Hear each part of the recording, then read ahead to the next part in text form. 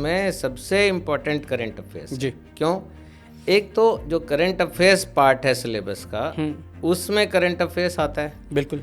लेकिन जो बाकी सब्जेक्ट के क्वेश्चंस हैं वो भी कई बार करंट अफेयर्स से इंस्पायर्ड या मोटिवेटेड होते हैं, उनका ओरिजिन वहाँ हो जाता है।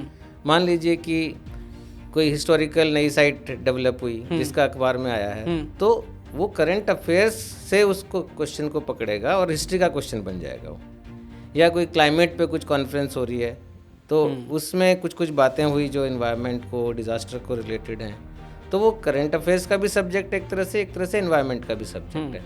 इसी तरह पॉलिटिकल साइंस एरिया में कुछ नई चीज़ हो रही है, कॉन्स्टिट्यूशन अमेंडमेंट हो रहा है, कोई और नया एक्ट आ रहा है, तो वो आपका बेसिक क्वेश्चन कॉन्स्टिट्यूशन और पॉलिटिकल साइंस पब्लिक रिलेशन का है, लेकिन आपको इंस्पिरेशन उसकी करंट अफेयर्स से हुई। तो करंट अफेयर्स बहुत इंपॉर्टेंट है तीनों स्टेज ऑफ एग्जाम के लिए, चाहे वो प्रीलिम्स है, चाहे मेंस है, और इंटरव्यू तो है।